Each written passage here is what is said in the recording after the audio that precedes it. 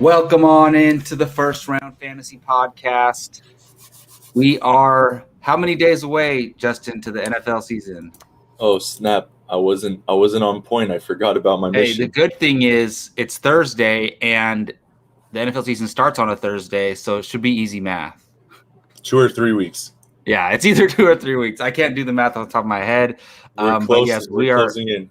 Okay, we are 2 weeks away. Pull Nice. up my Google Calendar. We are literally 2 weeks from now. We'll wake up Thursday morning and we'll have a game later on that evening. That's going to be Dallas Cowboys versus the Bucs. A lot of fantasy implications there. Yes, if you can't tell, we are excited for the NFL season to start. And today we're going to be talking our top 15 tight ends and the infamous when to draft a tight end debate. I think it's different for everybody, and it's also different depending on what draft position you get, all these different factors. We'll talk about all of that after we go through our rankings. If you haven't already, go check out our quarterback rankings video, our running backs ranking video, and our wide receiver ranking video. You can find all of those up on the YouTube channel there. And yes, these last couple of weeks there haven't been any major news. So we do have a couple news stories to talk about, unfortunate ones in our opinions, but we'll get to that. I am your host, Jacob Bartley, by the way, and I'm joined by Justin Morsauce. We're going to be your host today, talking about tight ends. So, Justin, we were just talking before the show about some of these news stories that dropped, and one of them is unfortunate for everybody. One of them might be unfortunate only for you and other Darrell Henderson / Cam Akers owners, but we'll get to that in a minute. First up, and like I mentioned before, on our show, there's plenty of other news outlets for you to go to, but I only want to talk about definitive news, and this is a definitive story. Travis Etienne of the Jacksonville Jaguars has been placed on IR, essentially ending his season, and he has a Lisfranc injury, which is something I have not heard of commonly, even among football players. And it's a foot injury. We heard about it a few days ago, and we were just waiting to hear. Some people thought he was just going to miss some time, but he's basically going to miss the entire year. Now, this sucks on multiple levels for people who already drafted Etienne and keeper in dynasty leagues. I mean, at least you get to have him in the future, and it's not an Achilles injury or anything like that, but it still definitely sucks because you sacrificed huge draft capital to draft him. And I got hurt by this, by the way, in a dynasty league. I have him, and I believe I took him in the fifth or sixth round. So that's a big player that I'm passing on to get him. But it's also big news for James Robinson, who last year was a top 5 top 5 running back, depending on your scoring. And it begs the question, does he go right back into that spot that he was at last year, or is it a little bit more complicated than that? First off, Justin, how does it what about the Travis Etienne news? I know it sucks. And then where do you think, does this elevate James Robinson, and how high? Yeah, it's sad news. Never fun to see if exciting rookie get banged up like that. It has its pros, it has its cons. If you already drafted and you drafted Etienne, you had a bad day. If you have Yeah. J-Rob, you had a good day. But his injury is a pretty freak injury, and it's going to take some time to recover. I'm pretty sure he has to have surgery and then go and boot and then a rehab session. So it's going to be the whole year, I think, for him, right? Basically, yeah. Yeah, so There's no way. That's tough. So I love J-Rob regardless, and I love him even more now. So we haven't drafted yet, and I thought I was going to be able to get him earlier because I'm not a big believer in little quick running backs taking a lot of time over the main dogs. So I was hoping that I can sneak him in a round earlier, but that's not going to happen anymore. So it's just not good because we want every running back that we can get, but it does have a silver lining to it aside from an injury and all that. So J-Rob stock goes way high, and anyone who wanted to trade him is not wanting to trade him anymore. Yeah, this is crazy. And this is why I love to have our running back rankings, or all of our rankings, handy in our spreadsheet, because I can reference this. We did our running back rankings video a few weeks ago.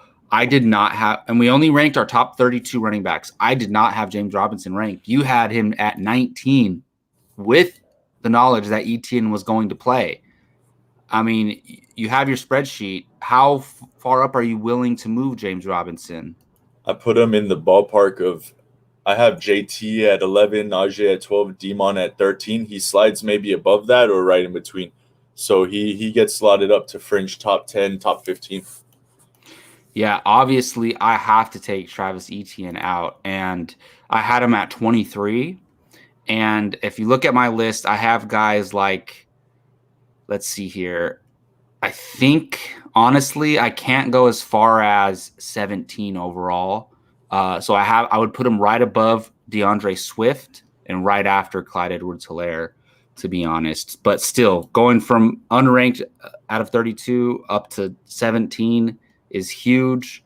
Yeah, I was fading him too much because you always knew this was a possibility. Either that the rookie wasn't going to affect him that much in the first place, like you thought, but also that something could happen to this guy. And then honestly, both of these guys were premier handcuffs in a way, because if one happens, something happened to the other guy skyrockets immediately almost to an RB1.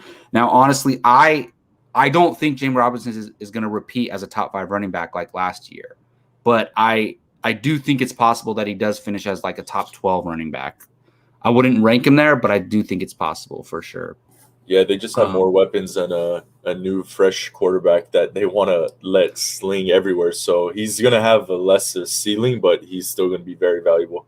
Absolutely. And I will tell people, look, when this stuff happens, even if everybody knows about it, it takes some time for the ADP to catch up, because what happens is a lot of people use whatever software they're using, whether it's like the Yahoo app or whatever, to the rankings on there and the ADPs on there dictate how people draft. It's just how it works, because the picks are timed and people are in a rush and they're like, oh, I'm just going to take this guy. He's high up.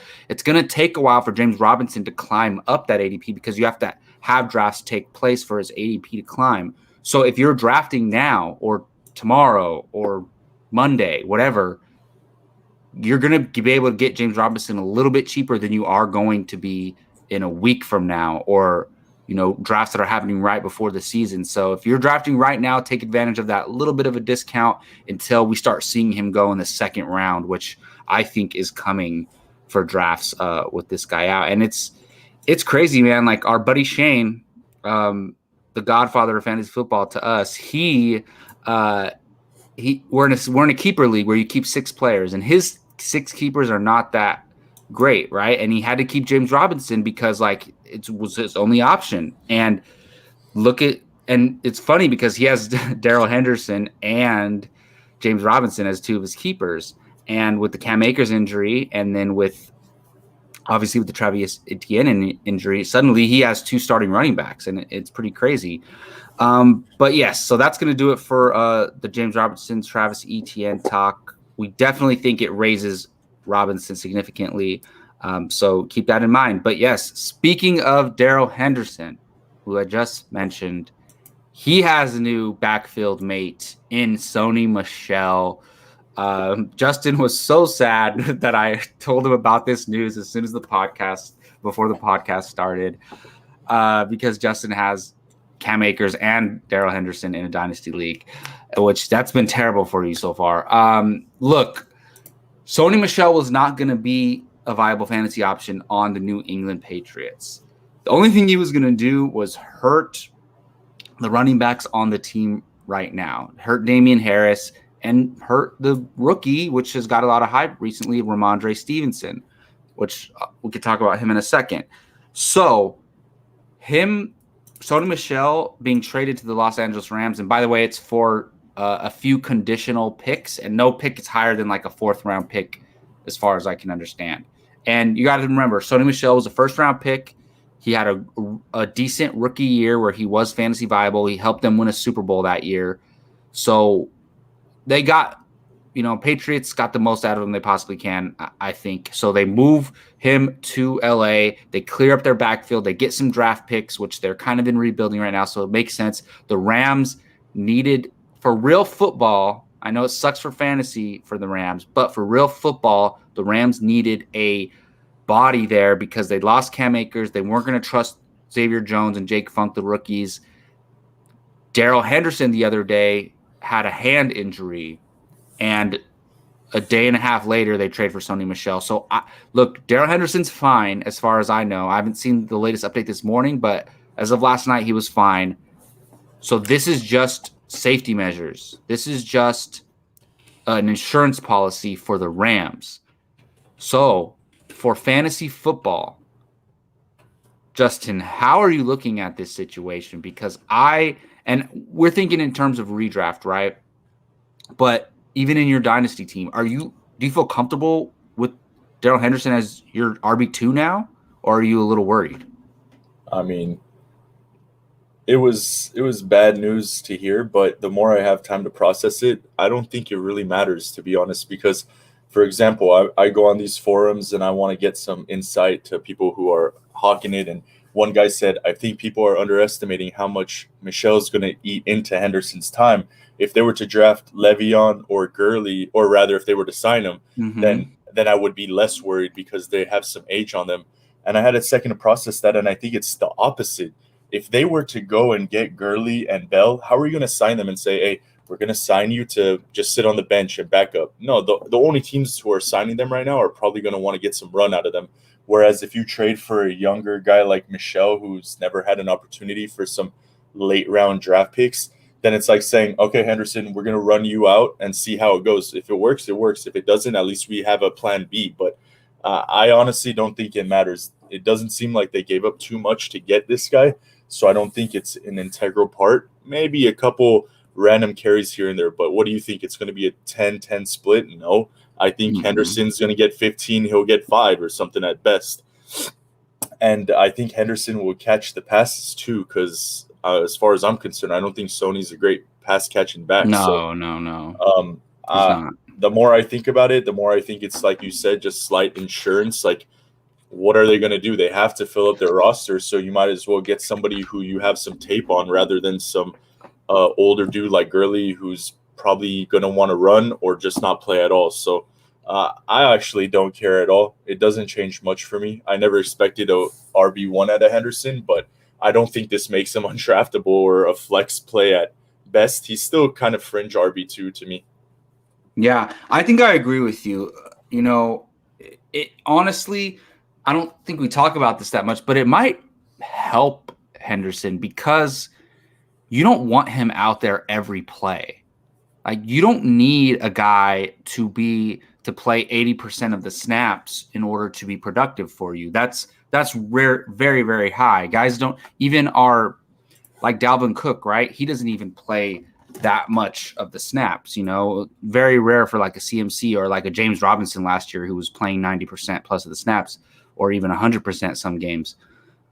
So a guy like Darrell Henderson, he's not going to do what Cam Akers was going to do, to be honest. He's going to play a very different game.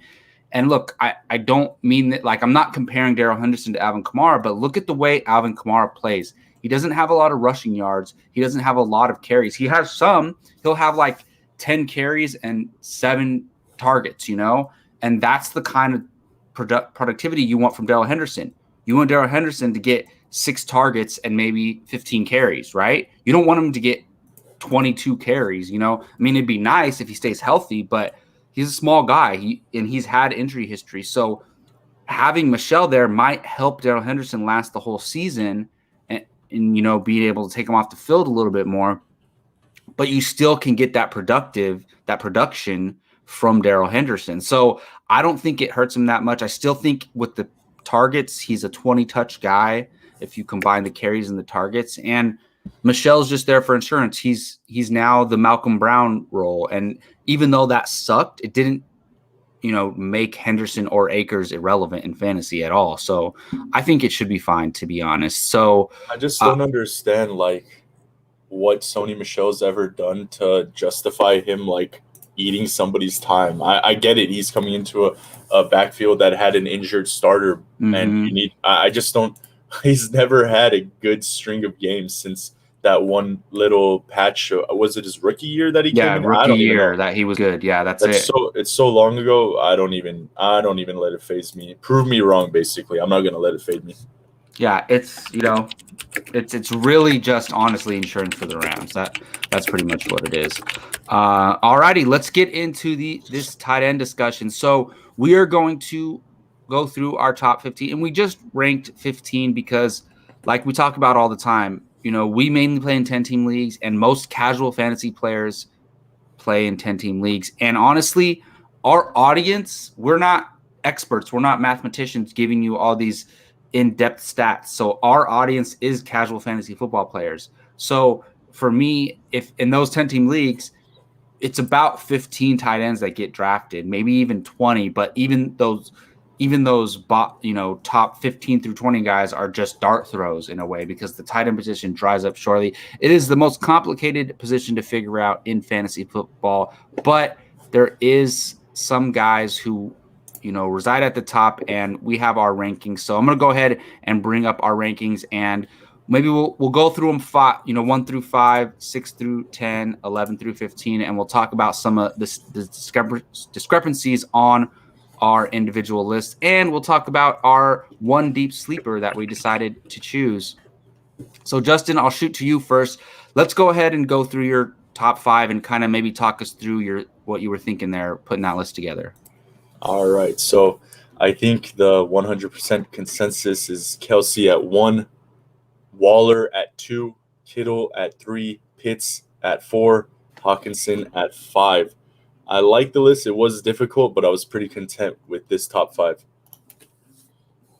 Yeah, for sure. So, I mean, I think Kelsey at number 1 was an easy one. A lot of people look. Darren Waller typically is ranked above Kittle, but some people have Kittle over Waller. What is your reasoning for having Waller over Kittle? I just think that with the new quarterback potentially and Ayuk coming up and some rookie, they just have a fresh offense.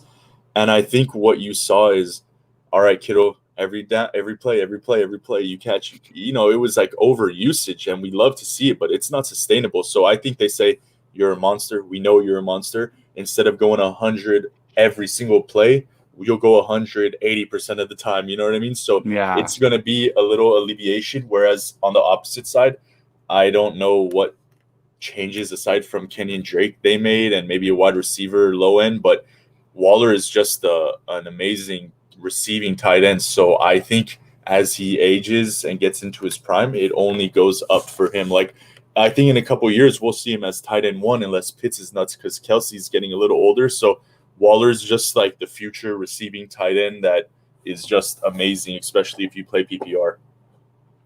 Absolutely. Yeah, I pretty much agree with that. So I'll give my top 5. I have Travis Kelce at number 1, Darren Waller at number 2, George Kittle at number 3. Same top 3. That usually happens a lot for all the rankings. I have number 4, Mark Andrews, and I have number 5, TJ Hawkinson. So I think what's obviously evident here is you have Kyle Pitts at number 4. I have Mark Andrews at number 4. And, you have Andrews at 8. I have Pitts at 6. So we'll talk about them, those parts of our list in a second here. But let me ask you first, why do you feel so confident about Kyle Pitts even over a TJ Hawkinson? I'm just thinking, and as I was putting this list together, you mentioned it pretty much. I'm thinking of Andrews the whole time. I got to list them down because these other guys are beating him. And when it came to Pitts and Hawkinson, it was tough for me because I think losing Julio, drafting a tight end that high, there's talent to be recognized there. So I cannot see a reason why someone like Pitts doesn't get the same bump that someone like Gage is going to get with Julio gone. That offense is just going to be funneled more towards these guys. So I don't like having to draft a rookie that high, but when it comes to tight end, it's kind of like it's always a gamble. So let me gamble on the boom, boom, boom rather than it's going to be pretty good. Get a couple yards and catches a game. It'll be fine. Maybe we'll get a touchdown. I don't want that when it comes to drafting a tight end this high. So I had to take a flyer and think Pitts over Hawkinson.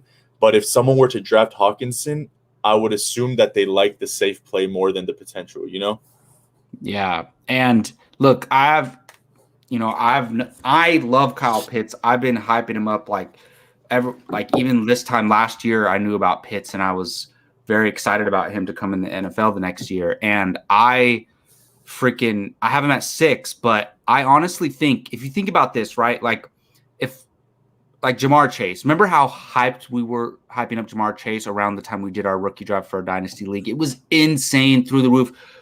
We were considering him maybe with the number 1 pick overall if you needed a wide receiver that bad.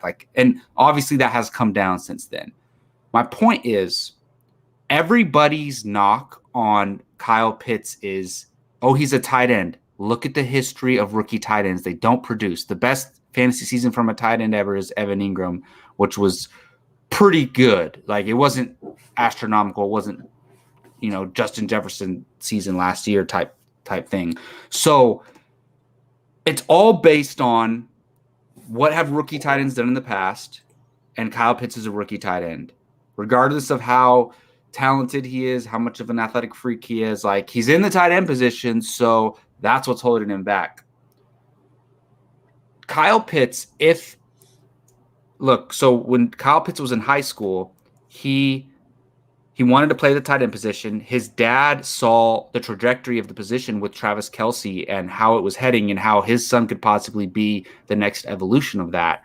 And Kyle Pitts literally changed high schools because his coach wanted to play him at wide receiver and wouldn't let him play tight end. He changed high schools because he wanted to stay at tight end. So my point is, if Kyle Pitts and his dad weren't so set on him becoming a tight end, scouts, NFL coaches, college, high school coaches, they would have made him a wide receiver. If Kyle Pitts was a wide receiver, how would we be talking about him right now?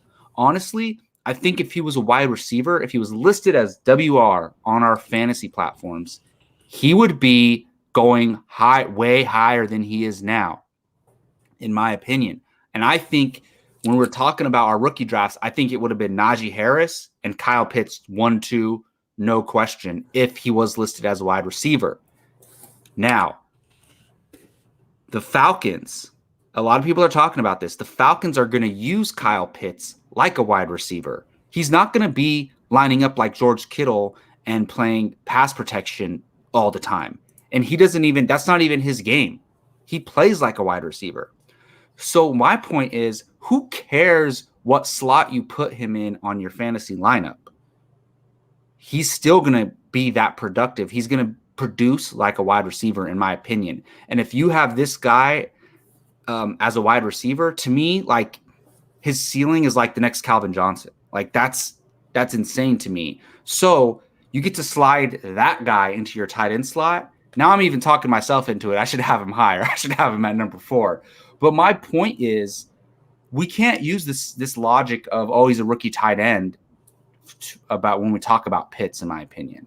Does that make sense? I agree with you, but I disagree with the statement you made. I prefer him at tight end because tight end sucks and I need to fill that slot. No, I agree. So. No, I'm not saying I want him to be switched to wide receiver, but I know what you're saying, though, because look how spoiled we are. We get this guy as a tight. Like, imagine if just choose your guy, like Devontae Adams. You could play him in your tight end position, or whatever. Even if it was like Jamar Chase. If you could play Jamar Chase in your tight end position, you'd be drafting him like crazy because there's only 5-6 guys that you feel comfortable with that you can play in that slot.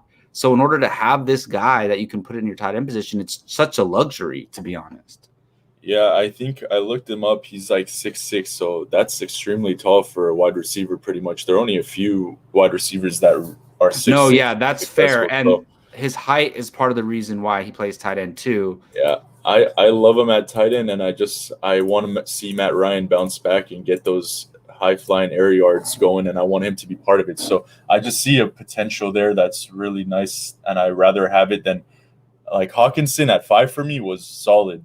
I just rather have the boom on Pitts because that team is capable of it. No, I agree with you. And look, the reason I have Mark Andrews at 4, TJ Hawkinson at 5, to me, they're safer. And look, I just talked to you about Kyle Pitts, and I'm super hyped about him, love him.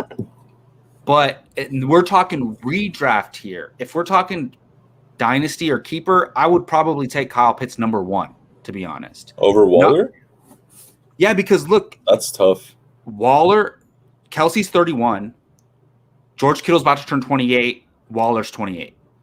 Oh, I didn't know Waller's that old. We're saying Pitts could be just as good as them or better by next season, right? And Pitts is 20. So if it's dynasty keeper, even this year, I'm taking Pitts over everybody else just because, look, it might seem crazy, but if it's dynasty or keeper and you're able to keep one of those guys, why not? But my reasoning for Mark Andrews, look, I just think he's the number one target on Baltimore.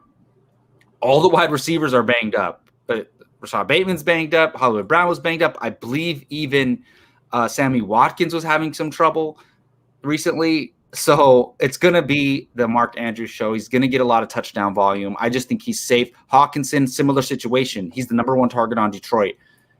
Pitts is going to be the number 2 target in Atlanta. And I do think his ceiling is way higher than Andrews and Hawkinson. But I just think that, look, he's not the number 1 target. There is some question marks with how the Atlanta offense is going to run. So move Kyle Pitts a little bit down to number 6, but I don't think that's insulting. So let's get to our 6 through 10. We teased it a little bit, but go ahead and talk about your list, Justin. All right. 6, I got Robert Tonyan. 7, Goddard.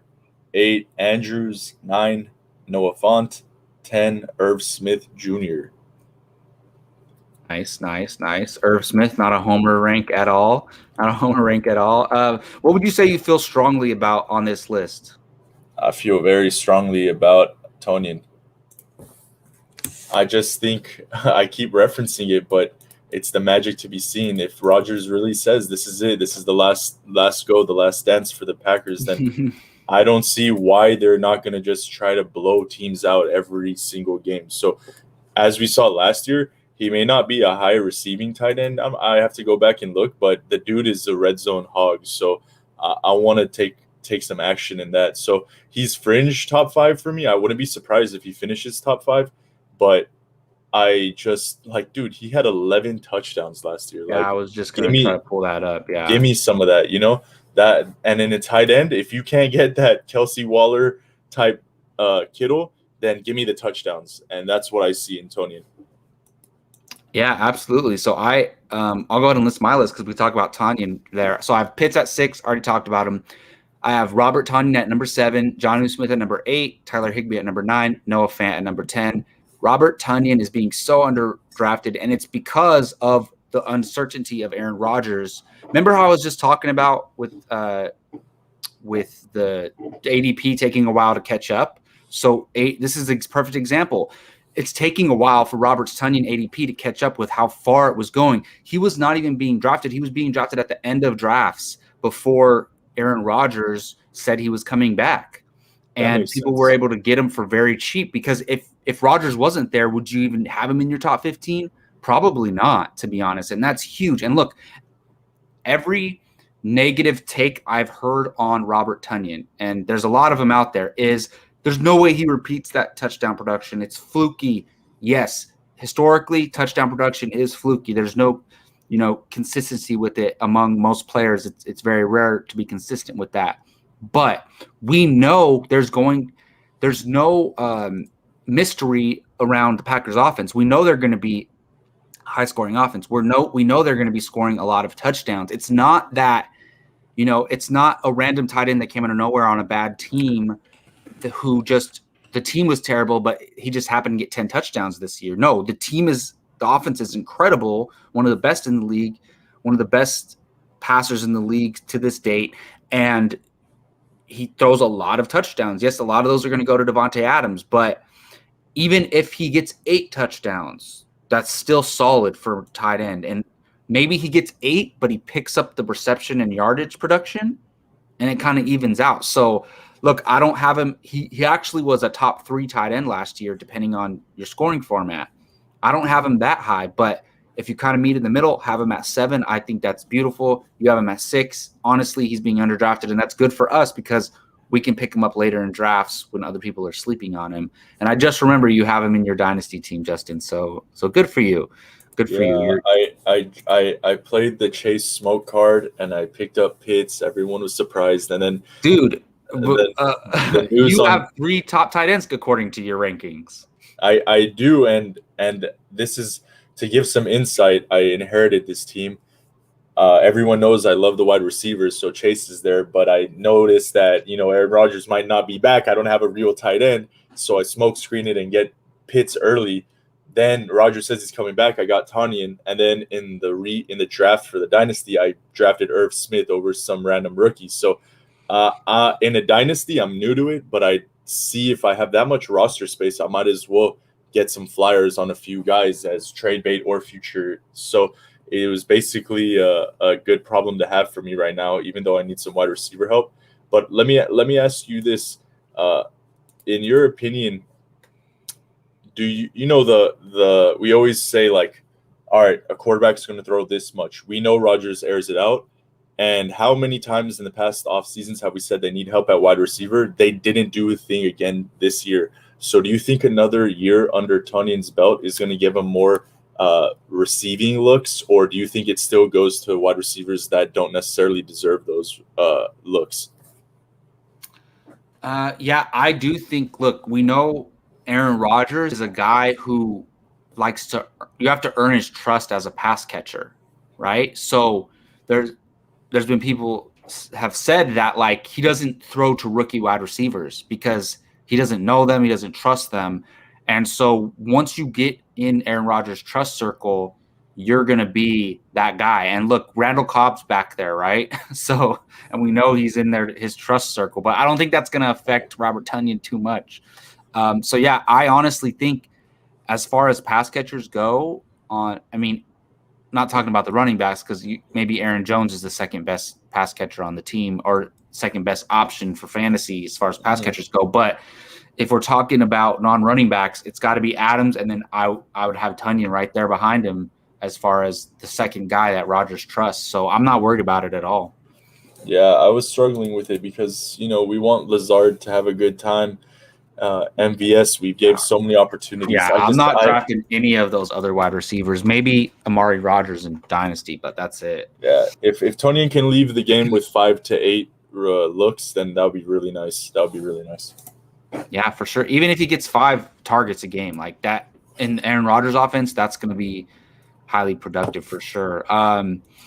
So I have 2 guys that you don't have. I have Jonnu Smith and Tyler Higbee, and I think these are 2 of the guys that are being very underrated throughout draft season here. And I know Jonnu Smith has competition with Hunter Henry, but I honestly think they're going to be used differently. I think Hunter Henry is going to be used as just a pure pass-catching tight end, and that's what he is.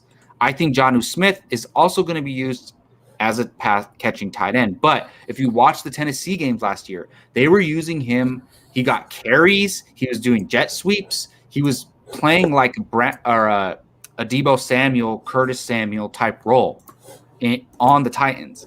I honestly think this is the first guy that Bill Belichick went and got at like the first day of free agency, like one of the first big major signings. He loves Jonnu Smith. He talked about Jonnu Smith last year, like during press conferences, how much he loves him. And this was the very first guy, the greatest coach of all time, went and got this guy on the first day of free agency. He probably talked to him several days before and was like, look, I'm signing you. Like, here's all this money. I'm signing you. He's not just going to be a traditional tight end. He's going to be used like a gadget guy. And I just think that's going to be very productive in this offense. And on top of just the traditional tight end work that he's going to get. So I'm not worried about him sharing with Hunter Henry. I think it's going to be a different kind of role. Tyler Higbee, not enough people, and I know the industry has noticed this, but like as far as casual fantasy football players go, Tyler Higbee a couple years ago had a end of the year stretch that was incredible. I think it was 2019 where Gerald Everett was out and he had an end of the 5 games at the end of the season that literally won people leagues. And then he was drafted highly coming into 2020, and he didn't do much. Gerald Everett's gone. He's in Seattle with one of the offensive coordinators from the Rams, actually. And now Higbee's here, and there's not much competition for him in the tight end slot. And we have Matthew Stafford here, which we agree elevates all the pass catchers on the team. And we saw what Hawkinson did last year in his games with Stafford, which was pretty solid. So I think Higbee's being underdrafted. And we both have Noah Fant on our lists. You have him at 9. I have him at 10. This guy has the potential to be amazing. If he had a decent quarterback play, or even just a quarterback that focused in on him, I wouldn't mind moving him up to like number 7 or something. If we knew, like, honestly, if Watson was in Denver or something, we'd consider Noah in the top 5, so that's how talented this guy is. I think the only thing that holds him back is the quarterback play and injuries, unfortunately. Yeah, it's interesting list that we have, and I like the Higbee prospect. I just have been burnt too many times by expecting more out of him. Yeah, I understand. Granted, last year was just a down year for the Rams, and they still did all right. But I just don't see it. Like, okay, Stafford can bump him up, but wouldn't I think that Stafford is going to utilize a nice wide receiving core a little bit more? A tight end is supposed to be that safety blanket at the worst times of plays, and I just don't see that in a Higbee right now. So prove me wrong. Let's see if that's different. But as far as your Jonnu in New England issue, when they signed Jonnu, I was like, oh, buddy, this is real nice. That's like excellent. And then what happened right after? The Hunter Henry signing. So it's like, tell me one time where a dual tight end system produced a good tight end that you want on your team. Who do I start? Every week I'm going to be struggling. Do I start him or him? Do I want both of them even on my roster? It's a problem I don't want to have. Although I recognize the talent is there, it just is too much of a problem for me to want to put them on. So separate, Hunter Henry and Jonnu both reach my list, but together, it's just such a difficult mystery I don't want to play with. No, I understand. And like I said, I just feel comfortable that they're not competing with each other as far as just like who's going to be the tight end. It's more about, I think they're both going to be on the field a lot for sure. And then it goes to the next point. Who's throwing to them? Exactly. Yeah, that's tough. I don't think Mac Jones is as bad as everyone says he is compared to the other QBs. No, he's actually been playing well. Yeah, so when I heard that news, like, if you know me, I never have drafted Cam. I never wanted him on my team. I don't think he deserves a roster spot in the NFL anymore. And I know I'm just armchair. Not even as a backup? No, because the ego is too strong. It's just not worth it. No, so he's said like publicly, he's like, I'm better than 32 guys in the league. Like, he's like, I'm not a backup QB. So I'm no professional athlete, but I'm trying to win a fantasy league. So when it comes down to all these little details, it actually plays effect. So I just wish that Mac gets the starting job, and then I'll like that offense way more, because Cam is just prove me wrong again. Well, it would help the pass catchers and the running backs if Mac Jones was the starter. So it sounds like they'll help the whole team. Okay, yeah, I agree. As far as selfish fantasy players go, like us, because then, and we didn't really talk about Damian Harris that much earlier in the show, but like, obviously Sony Michel moving out elevates him, and then if you put Mac Jones in the starting role, who's going to get the goal line carries? Him and the rookie as well. It's still like a guessing game sometimes with the Patriots, but you take one guy out, it gets a lot more clearer. So I think we're all kind of rooting for Mac Jones to get that job. It would be nice. Could be fun. So real quick, Irv Smith, we've talked about him the least. He's on I have him at 14, but what makes you feel so confident in him to put him at 10? I'm sure you watch more Viking games than me, so maybe you're seeing something I'm not. Yeah, the reason I like him there is it's just time. Like, if you watch the Vikings last year, Kyle Rudolph has been a fan favorite for a while, and we loved him, and he had a couple great seasons, but you saw that it kind of swayed away from a receiver to more of a blocker. And in today's NFL, you don't necessarily want that anymore. You want almost more of a passer than a blocker. Only specific offenses want the other, but Irv Smith is a talented, athletic guy. Like, I would say he's been hidden from the league, because he's just, when he's played, he had a couple nice games, but he didn't have a lot of consistent runs, so it was hard to get a gauge on him.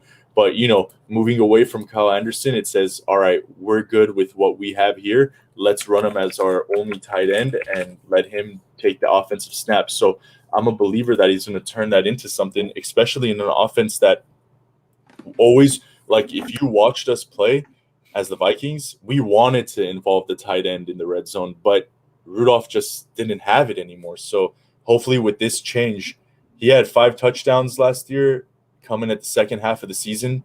And if I extrapolate that to entirety, he would have basically, he didn't play much the first 4 games. So let's say he gets 8 touchdowns. All of a sudden, just by doing that as a tight end, you're going to be good. You're going to be relevant in fantasy. So I want some piece of that. And Thielen, I think, has 1-2 more years in him.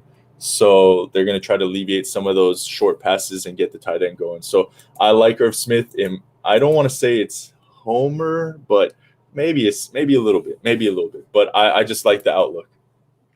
Yeah, I think there's always a little bit of homerism when we're ranking our own players, and I think part of it is that we pay more attention to those teams and we watch the games more. So I honestly think fans that actually watch the games have a little bit more insight than just a random person who doesn't watch the games, of those teams specifically. And it goes like, if I went and watched all of the Dolphins games, I would have better insight on Tua and Gesicki, things like that.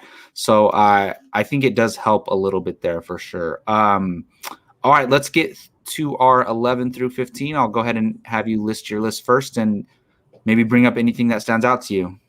All right. So just like wide receiver, I have my must pick like undercover, and that's 11 Logan Thomas. I love this guy. I'll go into it.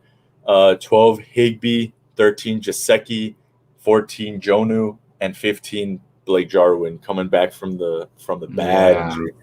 So that's my 11 to 15. Yeah, so I got 11 through 15. I got Dallas Goedert. We need to talk about Dallas Goedert. I think that'll be our first thing to talk about here in a second. Mm-hmm. I have 11 Dallas Goedert, 12 Mike Gesicki, 13 Logan Thomas, 14 Irv Smith, and 15 Hunter Henry. So one player in the 6 through 10 that we didn't talk about on your list is Dallas Goedert. You have him at number 7. I have him at number 11. And look, that doesn't sound like a big gap, right? But for tight ends, it is. For our wide receivers, 7 through 11 isn't a big deal, right? You can probably flip-flop those guys and nobody's going to complain.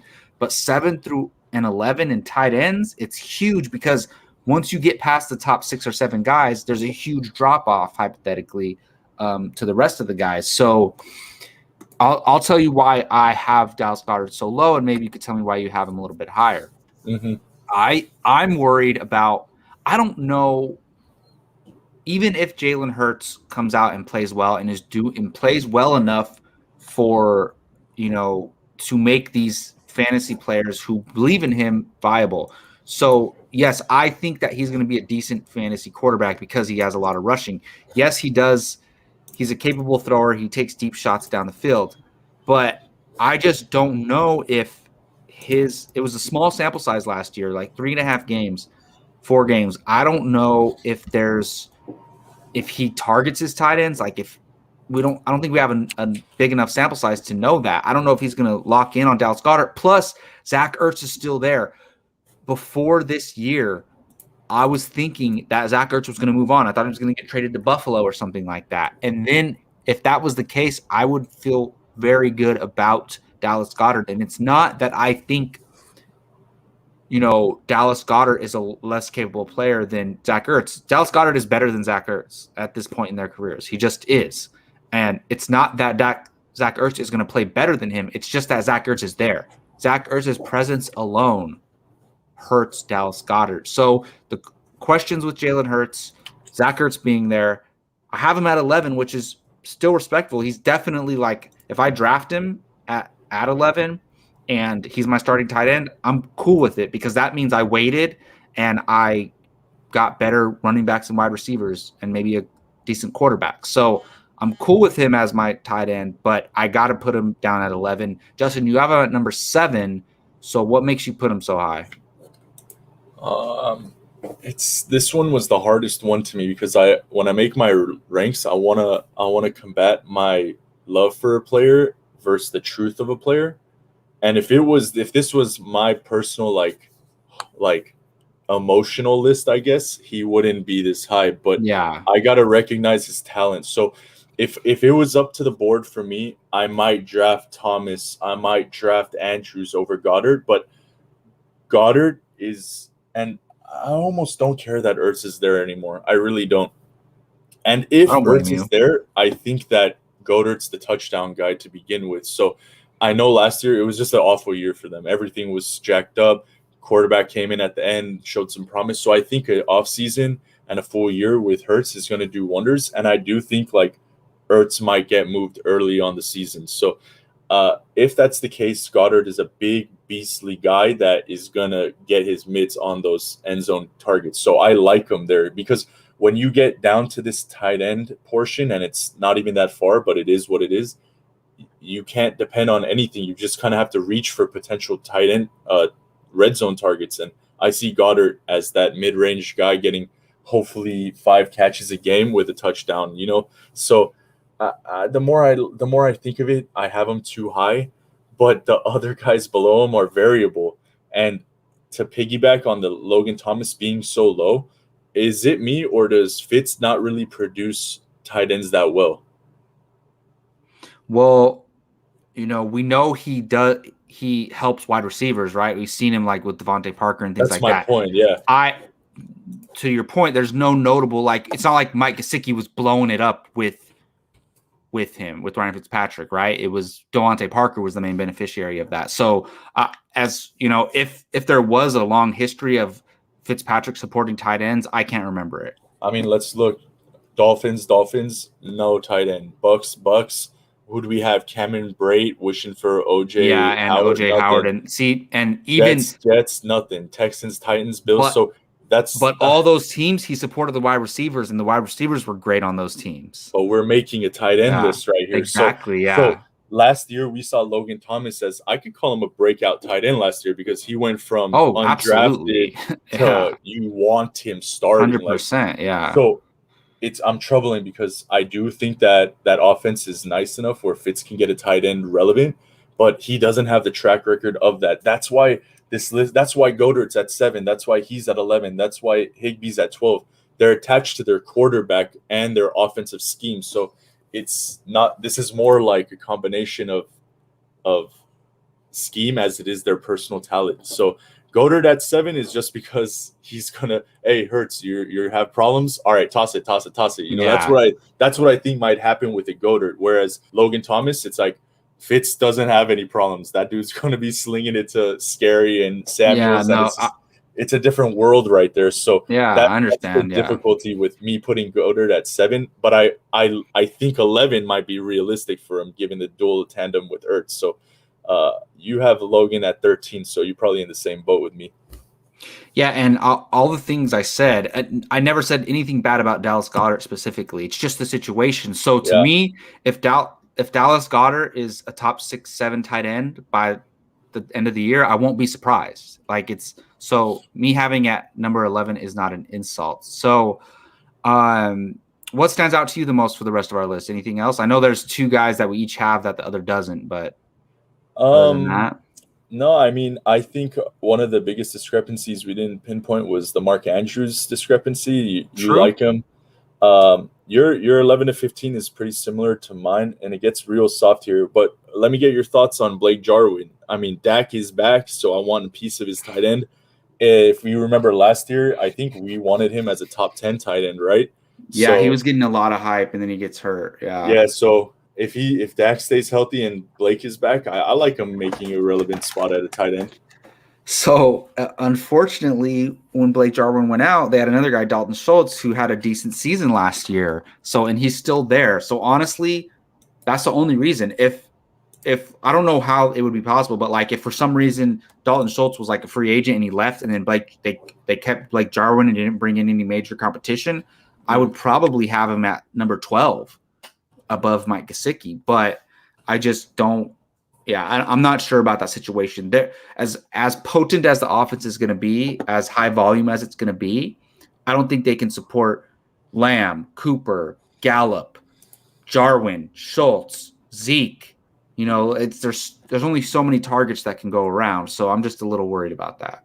Yeah, no, it's understandable. That's the power of tight ends, man. It's hard after you get past the three Oh, beasts. absolutely. And it's crazy that we basically have the same list, different order, except our last guy. Yeah, Basically, yeah. And I have Hunter Henry at 15 just because I do think he's going to get a lot of traditional tight end work. And whether it's Cam or Jones, I think they're going to throw to the tight ends because Cam arm is not doing great so hot these days. And, you know, Hunter Henry is arguably the best pure receiver on the team if everybody's healthy, to be honest. Maybe Nelson Aguilar, maybe Jacoby Myers, but Hunter Henry's in the conversation for that. So I wouldn't be surprised if Mac Jones leans on him a little bit too. So yeah, I think it's possible for Jonnu and Hunter to be top 15 guys. yeah, I hear it. Yeah, and we both have Mike Gesicki around 12, 13. I just think he's a really good player, and I think if he was on the Packers instead of Tunyon, I think we'd be ranking Gesicki where we have Tunyon. You know, that's how talented he is. But it's just he's never, whether it was Ryan Fitzpatrick or Tua, Gesicki's been okay. He hasn't been great, but he hasn't been terrible. He's just been solid, and he's maybe one of those last guys around here, like you can get and just maybe not have to pick up another tight end and stream somebody else unless there's like a great matchup or something. Yeah, with Gesicki, I'll draft him happily at the end of drafts. Yeah, and then the rest of your team's going to be solid, so you're okay with him as your tight end if you wait till the very end. Any last thoughts on this main list before we talk about our deep sleepers? No, I think I want to make a couple adjustments that I spoke about, but overall, I'm satisfied with where I have most everybody. And absolutely, man, I think it might be good practice to like update these rankings, like at least maybe until the season starts, Oh yeah, and so because we need to adjust our running back rankings with all the changes going on there. So I'm going to definitely touch mine up. So I wanted to dive in on one deep sleeper, and full disclosure, Justin did say if I didn't choose Gerald Everett, that he also would have chosen Gerald Everett. So he chose a different name, but I'm going to go with mine really quick, Gerald Everett. I got to look up his ADP real quick, but this man is being so underrated. He is a very talented guy. He's athletic. He's very athletically gifted, and has pretty good size. And look, I don't think the tight end position. There's a lot of guys. There's always like a 2 or 3 guys in Seattle. Like I don't think they're gonna have one guy who's the man. But with the type of offense that Seattle has, and the Rams assistant coach is now the Seahawks offensive coordinator. So he worked with Gerald Everett on the Rams, and now they're both first year together on the Seahawks. Russell Wilson essentially handpicked this guy. I think his name is Shane Waldron, to be his offensive coordinator because Russell Wilson was very unhappy with the way the offense fell apart last year and how they wanted to run and Russell Wilson wanted to pass more. So what do? They let him basically choose offensive coordinator. They bring in that offensive coordinator's one of his players that he recently worked with, Gerald Everett, and now you have a high caliber, or at least a highly thought prospect in Gerald Everett, who just never kind of got it together in LA. Now with Russell Wilson, now in the Seahawks, if this guy blows up and becomes like a top 12 tight end, I honestly will be like, yep, that makes sense. So I like Gerald Everett a lot. Like he's the only Seahawks tight end I would consider drafting. And honestly, like if I end up drafting I get stuck drafting Hunter Henry or something, or even Dallas Goedert, a guy that I'm worried about a little bit, I wouldn't mind throwing Gerald Everett on my team at the end of my bench. So I have Gerald Everett as my deep sleeper. I agree. I love the fit mostly with Russell Wilson. It's just kind of like it screams the type of tight end he likes to use. So Yeah. if he makes a top 10, I honestly wouldn't be surprised at all because I love the opportunity he had in St. Louis, LA. But yeah, so a great pick, great sleeper. I can see him jumping in top 10 easily. For sure. And you have a very controversial tight end as your deep sleeper. There's a lot of people that Let Let me stop you. dislike Let me him. stop you. But go ahead. During the consideration, I made a change. So if you like, please update it. It's no longer Evan Ingram, and we'll Oh, talk Evan Ingram okay. because I think he's relevant. Evan Okay. Ingram is just that guy who was beautiful for a year or two, and just something happened. Maybe it's Daniel Jones. Maybe it's a scheme. He gets the looks. He just doesn't. He doesn't change those targets into results, and I don't want any more of it. And I thought it could be a sleeper because if you told me, hey, he's now the wide receiving type tight end that we all want him to be, and he's beast moding it, I believe you. Great, that's an awesome player. But I don't want. I can't sleep at night if I recommend him to the viewers to draft this guy No, that's because great. So what happened earlier was I took a screenshot of our spreadsheet and I put it up on the YouTube channel. So it looked like Evan Ingram was still your choice. So now I know the updated choice, and I'm excited to hear this because it's a guy that if I were to make like a top 5 sleeper list at tight end, he would make my list. Yeah, I go with Jared Cook. And the reason it's a sleeper is because I think every year no one drafts him. And then every year you pick him up by week 2 because you need tight end help. It's just it's a weird player that doesn't make the rosters, but always finishes the year on rosters. It's just, and I like him actually more here. That was like in New Orleans. He was on the Raiders too. Yeah. Wasn't he on am I thinking of somebody else? He was also on the Steelers, right? I wouldn't be surprised, but I think his most 2 recent teams were the Saints and then the Packers. He was on the Packers, the Raiders, and the freaking Saints. Dude plays for everybody, right? And the reason I like him as a sleeper is because he's like, he catches big balls and he goes for big plays. So I like Herbert getting better. I think I know you like Mike Williams, but outside of Keenan Allen, I'm not really high on anybody. Austin Eckler is going to do him, but there's got to be room for a tight end because we saw when Hunter Henry was on, he was on. So I like Herbert and his connection with the tight end. So give me a receiving tight end in LA or in Charger land. Yeah. No, for sure. And to our points, Gerald Everett is being drafted tight end 26. Give me that all day as my second backup tight end if I don't take one of the big 3 or big 5. Jared Cook. Oh my goodness. All right, look, we both agree. We feel better about Gerald Everett, right? Than Jared Cook. I mean, I do, honestly. Yeah. I would draft Everett over Cook. Cook is tight end 19. Wow. And Gerald Everett is tight end 26. Wow. That is crazy. Yeah. But no, I agree with you. Jared Cook, look, you have Herbert throwing to him. He definitely could be a sleeper. And I believe, so I don't know if you know this, but Austin Eckler is a huge supporter of fantasy football. Like, he loves it. He's doing a show with Yahoo this year, a fantasy football show called Eckler's Edge. And he went on an ESPN show and he was talking, and they asked him, like, who should we look out for in fantasy? Like, who's a sleeper? And he said Jared Cook. I mean, a little homerism, but yeah. Who knows better? But no, they asked him on his team, who would he say is a sleeper? Yeah, not just any player on the Chargers who's a sleeper. And he said Jared Cook. And who knows better than the guy who's with him at practice all the time? And I believe it. I might have to bump him up into the top 15 after this show. Yeah, it's very possible. But yeah, that'll do it for our tight end episode. Thank you, everybody, for watching this video. Let us know what you thought. Do you disagree with our rankings? Do you agree with them? We want to hear your thoughts in the comment section below. We would really appreciate it. Thanks for joining me today, Justin. Go ahead. We didn't get to talk about drafting strategy for tight ends so much. Oh my goodness. We intertwined it, but wow, if you want, we can do another show. No. That's a good point. So let's just spend about 5 minutes. Do you have 5 minutes? Yeah, I got all day. But what I'm saying is, if you want, since we have this, I know you're going to edit it out.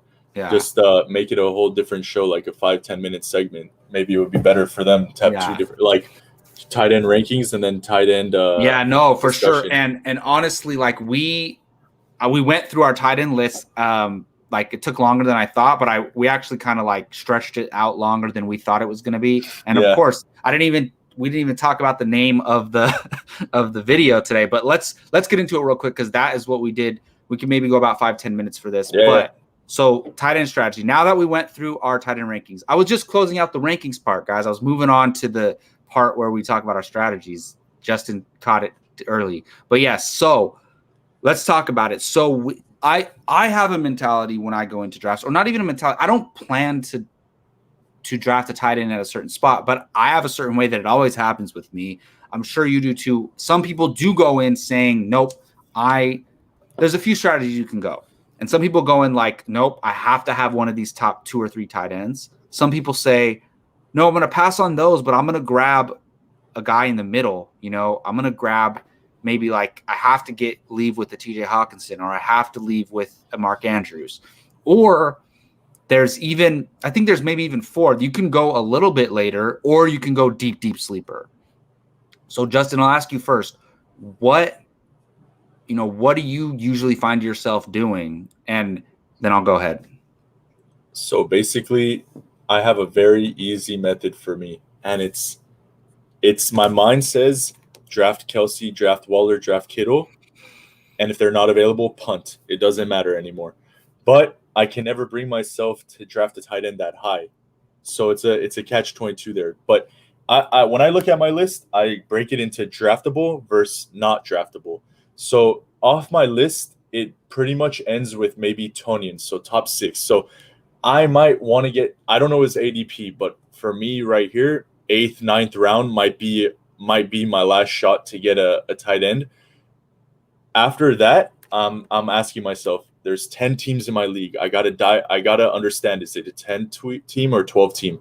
Then I count the tight ends. So we're in a 10-team league in all our leagues. So say all my top 10 are gone, and that leaves Logan, Tyler Higbee, Gesicki, Jonnu, Blake Jarwin. Not the hottest list, but I asked myself, am I okay with maybe getting one of those guys as the last few picks of the draft? I'm okay with that. I rather have Logan Thomas at the 15th round than Hawkinson at the 5th round. You know what I mean? And that's no fault on Hawkinson. That's just the value I'm getting out of tight end is lesser than I would with a better running back or wide receiver. So I recommend separating your list to draftable versus not draftable, and then make your choice in priority after that. All right, it's the 15th round or 14th round, and I got Irv Smith and Logan Thomas and Higbee to decide from. I'm fine. I'm perfect. That's cool with me. If I leave the draft with one of them at that point, and then I'll draft my kicker and defense. That's how I look at it. Yeah, no, that's a great way to look at it, honestly. And I think a lot of people say there's been a phrase going around, great or late. So either draft one of the great ones at the top or just wait, because if you're going to draft a Noah Fant in the middle of your draft, you're passing up on a really good wide receiver or a running back that you probably really need at that point. So you might as well, if you're not shooting for the stars, you might as well just take one of these dart throws at the very end of the draft. Some of these guys that we just talked about, a Gerald Everett, a Jared Cook, and maybe even if you take 2 of those guys, like you can easily draft Gerald Everett and Jared Cook at the end of your draft, and maybe one of them are going to work out. So I definitely think that that's possible. And like I said, I never go into it planning to draft a Kittle, a Waller, or a Kelsey or anything like that. Even now, honestly, in straight up redraft, Kyle Pitts is too expensive for me. Mm-hmm. It's just I'm not drafting him in the 4th round. I'm not drafting him over David Montgomery, like a running back that I can use. I'm not doing that. I mean, Montgomery even goes higher nowadays, but just for example, like in what world does Hawkinson score more than Demon at the end of the year? It doesn't happen. It doesn't happen, and it's like your running backs are going to be hurting so bad. Like if you're passing up on a guy like that, it's just you can't afford that. So you can't afford to wait and just grab one of these tight ends. So what ends up happening with me is I never draft the top 3 guys. I never end up drafting a top 4 or 5 tight end. I just never do, because I'm like, look who I'm passing up on. I'm passing up on Terry McLaurin. I'm passing up on T. Higgins. I'm passing up on some of these running backs that are reaching the top. Like I'm passing up on a Darrell Henderson. Like I'm not passing up on these key positions to draft, a guy. Look, of course I'm going to love them on my team, but every time I do a mock draft or something like that where I take a Kelsey or Waller, I hate my positional players. It just ends up happening. And the sad part is like Waller finished in PPR with 278. To put that in perspective, Justin Jefferson finished with 274 and Ridley with 281. Am I going to be able to get one of those guys and then draft Waller? No, you're not going to be doing it. I might even say Waller goes in the same realm as those guys justifiably. No, you're right. You're right. So, and I was maybe talking more about the Kyle Pitts range, some of those guys I was listing. But you're right, because Kelsey and Kittle, or Waller and Kittle, go second, third round. No, my point is in agreements with you. It's the idea of either you draft the best guys and miss that top end, because they are the top end, but it's tight end. And I think a lot of people have issues with, okay, so I got my 2 running backs, I got 1 wide receiver, I need to fill out my tight end spot. Okay, let me reach and get Hawkinson's there. But is Hawkinson going to get the same points? Like, dude, Juju Smith-Schuster, Brandon Cooks, Marvin Jones Jr., Robbie Anderson scored 220, 240.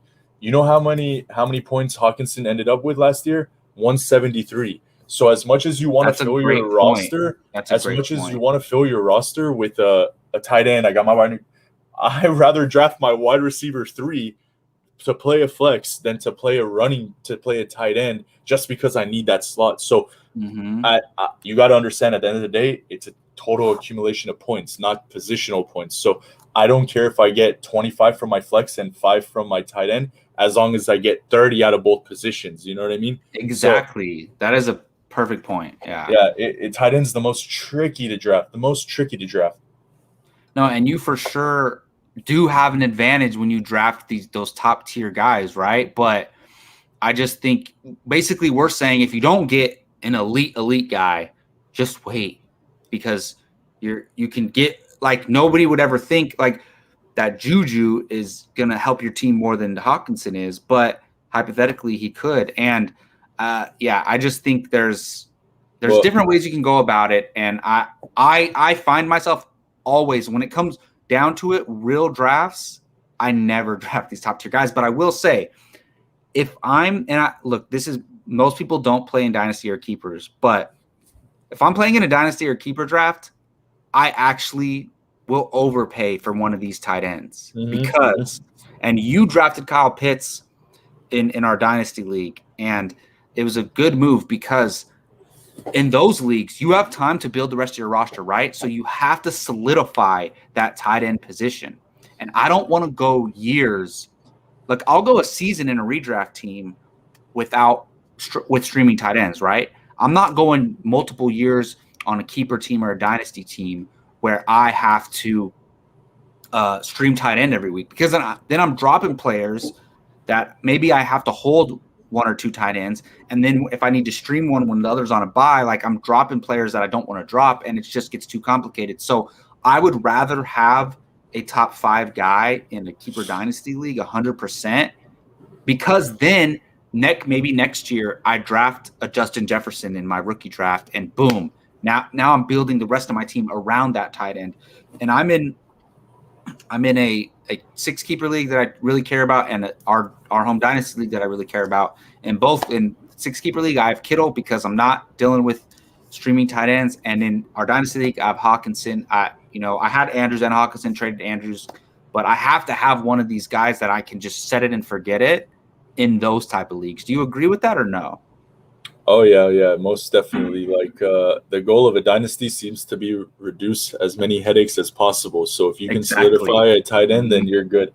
But actually thinking about it, I've gone like 3 layers deeper. So with now this line of logic known, I think, in even speaking redraft only, I think I'm more content reaching for a tight end such as Waller now and Kittle than I am a wide receiver, because if I'm still 25 deep and have a relevant wide receiver, then maybe I can skip a Calvin Ridley and DK Metcalf and live with a Keenan Allen and have Waller on the back. So if I were to draft, say, Kamara, Cook, Henry as 1, second round draft Waller. Do you think in the third round Keenan Allen's going to be available in a 10-man league? Maybe. He's fringe Yes. right there. Yeah. So it makes me think as maybe I should reach, because the tight end spot, if I could get 20 out of my tight end spot and get, instead of 30 in my wide receiver, I just get 20. I got to do the math, but you understand what I'm saying. That may mean draft the top 3 guys if you can get them, because they're actually a lot of those 3 are so valuable. And that's basically what what our point is here. It's boring because it's what most of the industry says is like, draft one of these top guys or wait, but it's kind of true when you're comparing what you're getting and what you're passing up, because look, you can find wide receiver replacements, right? Maybe you downgrade from a Ridley to an Allen, right? That's not too bad of a downgrade, right? And then you go later on in your draft, you pick up one of these guys with high upside, maybe like a Michael Gallup or something like that, or a Tyler Boyd. And now maybe instead of Gerald Everett and Calvin Ridley and some random wide receiver, you're Waller, Allen, and Boyd, So it just depends. There's so many different strategies you can do. There's just no other position that has such a discrepancy between the top end and the middle. Like, it's just Waller had 50 more points than Tanyan. Like, it's insane. Like, that's significant. No, that's definitely a good point. But yeah, so yeah, now that we've covered when to draft a tight end, thank you for catching that, Justin. That is going to do it for our video. Did you have any last thoughts before we wrap it up? No, just my one takeaway is if you draft Logan Thomas, I don't think you'll be upset this year. That is definitely a good one. And I will say, this is actually my first time telling you this, Justin. Our next show is going to be basically, we're going to put our best underdogs, our favorite underdogs forward. And we're basically going to choose a quarterback, 2 running backs, 2 wide receivers, and a tight end. Nice. And it's our all underdog team. And it's basically guys that we believe in, who we think are being undervalued and underdrafted. And it's basically guys we're planting our flag on, saying, I think this guy is going to be a value this year. He's going to outperform his ADP. And so basically it's our guys, our favorite guys in fantasy this upcoming season. And maybe that's a hint towards your tight end position. Maybe you'll be choosing Logan Thomas in there. We shall see. Also, Justin, we need to talk because you have 3 very valuable tight ends in Dynasty. I have 1, so maybe we should even that out here. Let's trade, baby. If my guy gets hurt, I'm screwed. I don't like that. So maybe we could talk about Tanyan. I don't want to take Irv Smith from you. You're a Vikings fan, and obviously Kyle Pitts would cost the world. So I'll settle with Tanyan. We'll work out a trade. Send me those offers. Yeah, we'll talk about it. But that's going to do it for this episode of the First Round Fantasy Podcast. Thank you again for watching, and shoot us some questions. If you have any questions on tight end anytime, we'll address those on the show. And look out next week. Probably we'll aim for Thursday because we've been doing Thursday. But yes, we're going to be choosing our all underdog teams, our best values in this upcoming season for the 2021 season. We'll see you then.